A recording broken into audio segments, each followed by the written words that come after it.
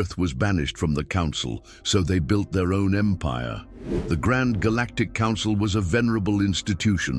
For 10,000 cycles, it had arbitrated disputes, guided civilizations, and brokered peace between worlds. Its decisions were law, or so it had always been. But soon, the Council would make a terrible mistake. There were hundreds of species in the galactic community, but only 20 had seats on the Council, including humanity. Now, the other members weren't exactly welcoming. Take the Vitosh, for instance, whose ambassador literally brought a pet tribble to meetings to aggravate the cat-like Curie. Then you had the Grobnar, a bulky race with a reputation for crushing dissident thought. And let's not forget the Krill, a silicon-based species whose ambassador Xylar would periodically dissolve into a pool of toxic goo and reform, declaring, "I have evolved." This eclectic group did have one thing in common, though, an ancient prejudice against admitting new members, that is, until Earth petitioned to join. At first, the other species saw it as a joke, but the longer they considered it, the more uneasy they became. There were three main reasons for their discomfort. First, humanity's technological growth was simply too fast. In a mere 40 years, humans went from basic space travel to warp tech, while it took some species centuries to do the same. Second, the Council feared humanity's adaptability. If Earth could transform itself so quickly, how would it change the balance of power? Finally, the Council worried about humanity's military tendencies. Humans had a knack for improvisation, surviving in hostile environments and innovating at warp speed. What if they took that spirit to war? After debating for 85 cycles, it was time for a vote. High Councillor Vex Taras, a seven-armed creature with violet skin pulsing with authority, slammed his gavel and declared, "The Council has voted. Earth is too dangerous to be admitted." Earth's representative, a woman named Bryn Calloway, simply smiled and said, "Thank you for your decision. Earth hereby withdraws from Council diplomacy, effective immediately." She rose from her seat and walked out, followed by the rest of the human delegation. As the door slid shut behind them, a hush fell over the chamber. No one expected this move. Meanwhile, back on Earth, news of the vote electrified the globe. Some people were angry, others disappointed, but most were ready. It was almost like the Council had done them a favor. Soon, the truth became clear. Earth didn't need the Council. The Council expected Earth to crumble without intergalactic trade. It didn't.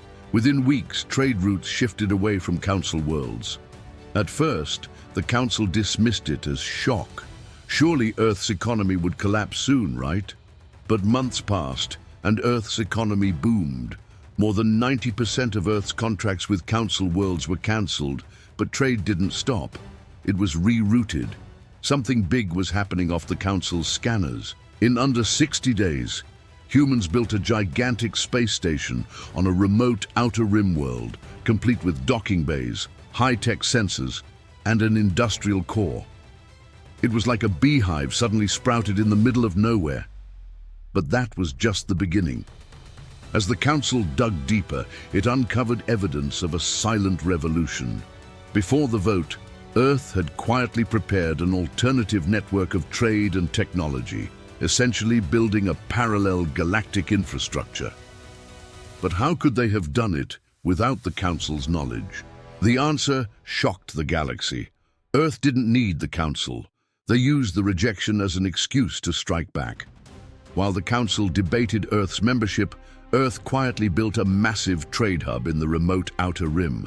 The Council overlooked such developments as insignificant. After all, what could humans accomplish on an underdeveloped world? Yet when the time came, the trade station was already there, staffed and fully operational. Suddenly, Earth had an ace up its sleeve, a location so far from prying eyes that the Council couldn't monitor it. The humans leveraged this secret infrastructure to great effect. First, they established 300 trade posts in just 10 cycles. These outposts weren't just distribution centers.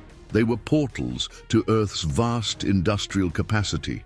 In fact, each trade post was equipped with modular manufacturing arrays that could produce a variety of goods on demand. Suddenly, species on the fringes of the galaxy had access to Earth's superior products and services without interference from the Council.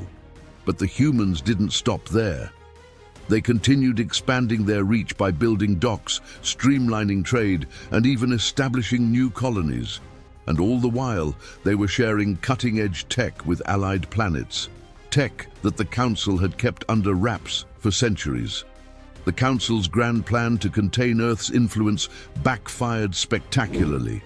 Earth leveraged its removal to catapult its economy, technology, and expansion.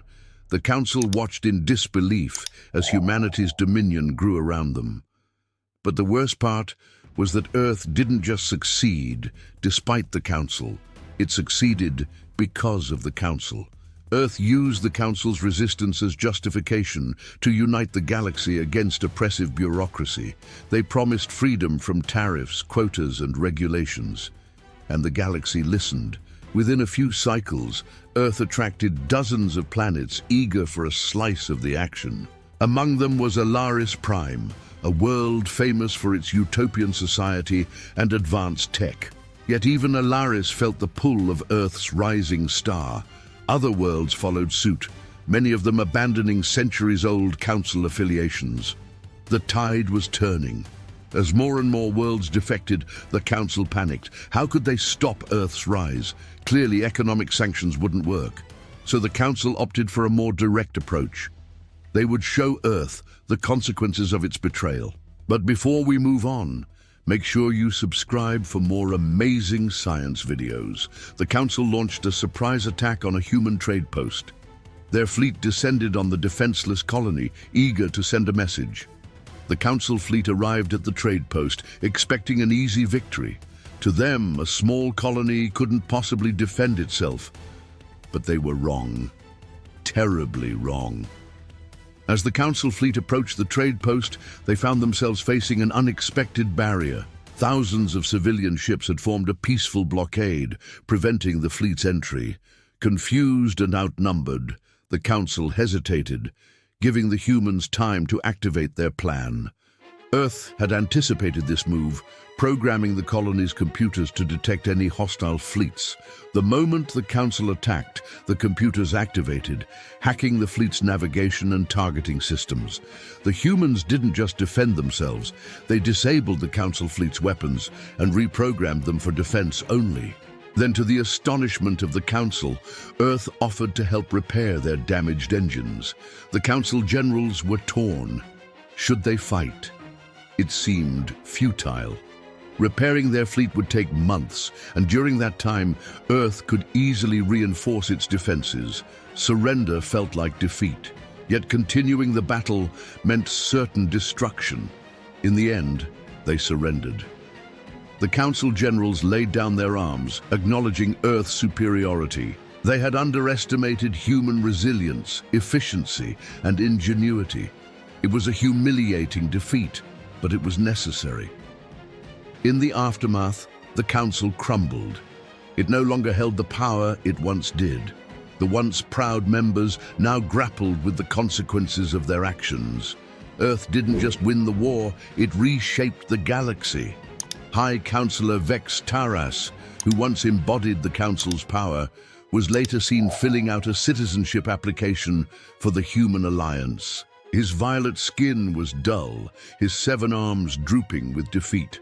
The Council's dismissal of Earth backfired spectacularly.